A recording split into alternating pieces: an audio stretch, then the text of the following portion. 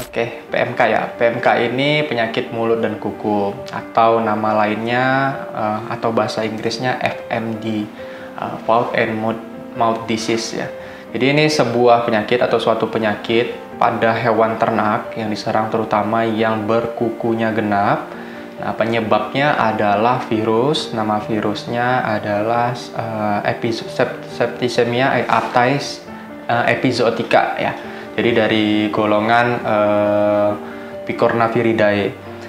Dengan gejala yang ditimbulkan berupa lesi atau luka, mulai dari lidah, kemudian bagian mulut ya seperti terkelupas bagian lidahnya, mulutnya luka-luka, kemudian ada luka lecet pada bagian kaki terutama bagian kuku. Terus disertai dengan letargi atau lemas, kehilangan nafsu makan, dan kematian. Nah, itu dia terusnya. Lalu PMK ini bisa menyebar nggak dok? Atau Ya, menular? berdasarkan penelitian ya, PMK ini tingkat morbiditasnya atau penularannya tinggi ya sampai 100%. Jadi dia termasuk airborne disease. Jadi penularannya itu lewat udara, kontak langsung itu sangat tinggi sampai 100%. Tetapi dia hanya menular ke yang dia buat penyakit atau induk semangnya, yaitu hewan ternak yang berkuku genap. Jadi dia tidak menular ke manusia atau tidak bersifat zoonosis. Tadi kan dokter bilang hewan ternak ya. Ya. Kalau hewan ternaknya sendiri tuh yang lebih beresiko terkena PMK itu sapi atau kambing nih dok? Ya, untuk yang beresiko terkena PMK adalah semua hewan ternak yang berkuku genap. Ya, mulai dari sapi, kambing, domba, babi. Nah, itu sangat rentan. Kemudian ada beberapa satwa liar ya seperti rusa. Nah, itu juga berpotensi untuk terinfeksi oleh foot and mouth disease atau PMK ini. Lalu apakah PMK ini bisa sembuh dok? Ya, walaupun tingkat morbiditasnya atau penularannya 100%, tetapi tingkat mortalitasnya hanya 50% pada hewan muda. Kalau pada hewan tua itu rendah, di bawah 50%. Artinya PMK ini masih bisa diobatin dengan cara ya pemberian antibiotika untuk mencegah infeksi sekunder, kemudian pemberian vitamin sebagai suportif, sama membersihkan lingkungan, terutama ternak yang dikandangi ya. Jadi desinfektan, sanitasi lingkungan itu sangat penting, termasuk sanitasi yang luka di luar ya, terutama di bagian kaki, kuku, ataupun bagian mulutnya seperti itu. Kalau dari pakan ternaknya sendiri itu bisa mempengaruhi nggak sih dok? Untuk pakan ternak mempengaruhi dari segi penularan maksudnya? Iya, penularan. Ya, untuk pakanan ya termasuk juga dari penularan karena dia tadi airborne disease ya. Jadi virus ini menular lewat udara, ya dia menempel di pakan hijauan atau konsentrat, kemudian dikonsumsi oleh ternak yang lain sehingga ternak yang lain dapat menular.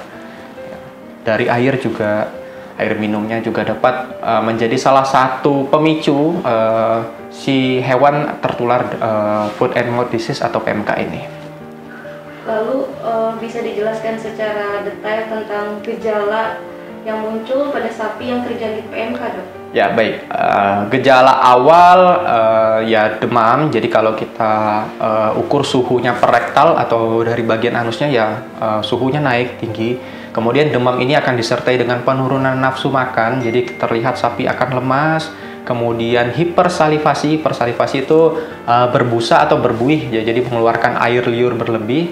Kemudian ketika kita buka bagian mulutnya, nah itu ada disertai luka atau yang kita sebut lesi pada bagian mulut ya, bisa seperti erosi pada bagian lidah, kemudian ulkus seperti bentol-bentol yang ada nodulnya berair, kemudian diikuti dengan luka lecet pada bagian kaki terutama bagian kuku ya, kadang sampai berdarah luka ini. Terus karena adanya luka biasanya dia akan lebih banyak beraktivitas seperti duduk, tiduran, jadi tidak bisa berdiri seperti itu. Lalu kira-kira berapa lama sih dok penyembuhan PMK pada sapi? Ya, kalau untuk sebelum kita masuk ke masa penyembuhan, kita masuk dulu ke masa inkubasi virus. Jadi masa inkubasi virus itu adalah 1-14 hari. Jadi masa di mana virus masuk ke dalam tubuh sampai menimbulkan gejala dan sampai si virusnya mungkin lemah, kondisinya itu adalah 14 hari.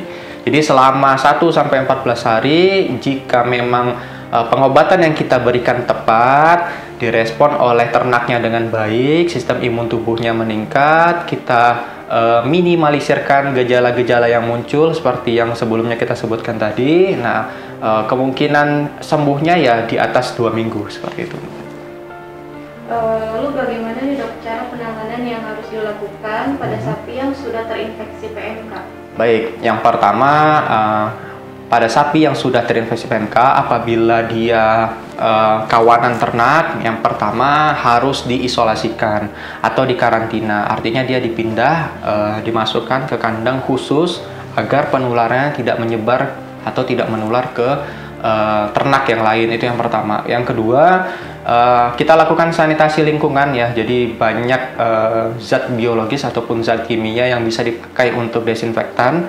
Jadi kita desinfektan seluruh area peternakan, kandang, kemudian tempat makannya, kemudian juga kita berikan obat khusus ya. Jadi yang seperti kita ketahui, virus itu tidak ada obatnya, jadi tidak ada obat yang bisa membunuh suatu virus, tapi ada obat yang bisa untuk mempercepat pertumbuhan sel daya tahan tubuh, kemudian mempercepat respon nafsu makan, vitamin. Nah, itu yang kita berikan. Kemudian ada obat-obatan yang untuk menurunkan tingkat rasa sakit dan gejala yang muncul.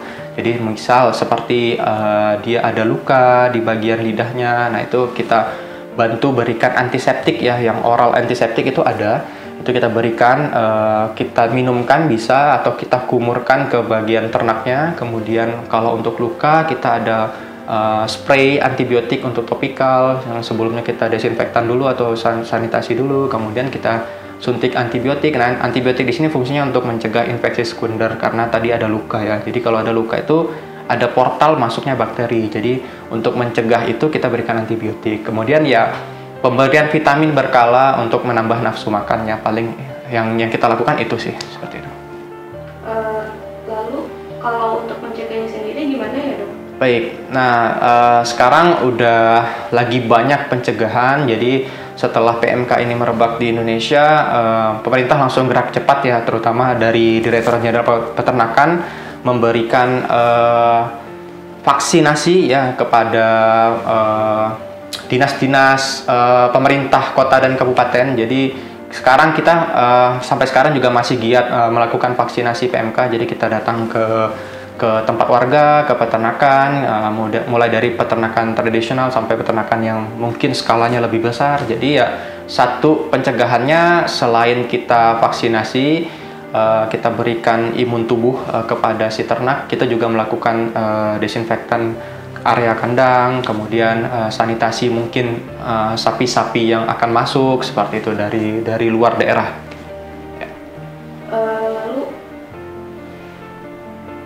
Sebenarnya kenapa sih kita harus waspada sama penyakit PMK ini? Ya, sebenarnya walaupun tadi di awal saya bilang PMK ini tidak menular, tidak bersifat zoonosis, artinya dia tidak menular ke manusia. Artinya apa?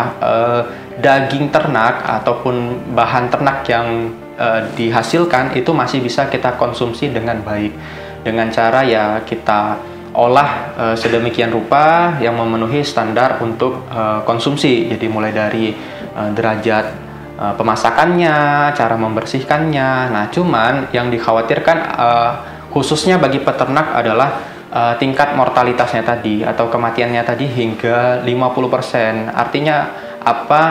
Peternak dapat mengalami kerugian dalam hal mungkin untuk produksi hewan ternaknya. Jadi saya rasa kerugiannya dari faktor ekonomi. Kemudian isu-isu yang merebak saat ini mungkin bagi orang awam atau penduduk yang lain bahwa virus ini bisa menular, itu sebenarnya hanya gosip atau tidak benar. Jadi virus ini tidak menular ke manusia. Jadi kita bisa mengkonsumsi satwa atau ternak yang terinfeksi PMK dengan pengelolaan yang baik, seperti itu. Jadi masih aman ya dok kalau ya, orang-orang itu mengkonsumsi sapi yang sudah terinfeksi PMK? Ya, jadi pemerintah juga bilang beberapa faktor seperti peneliti virologi, dokter hewan. Nah, itu sudah meneliti dengan baik bahwa daging ternak yang terinfeksi PMK itu tidak masalah untuk dikonsumsi warga, karena yang pertama dia tidak zoonosis, dia tidak menular ke manusia, dan tidak ada kerusakan pada bagian daging ataupun tubuh yang disebabkan oleh PMK ini, karena dia memang predileksi atau tempat tinggal dan tempat yang dibuat luka oleh si virus adalah bagian mulut, lidah terutama, dan bagian kaki atau kukunya, seperti itu.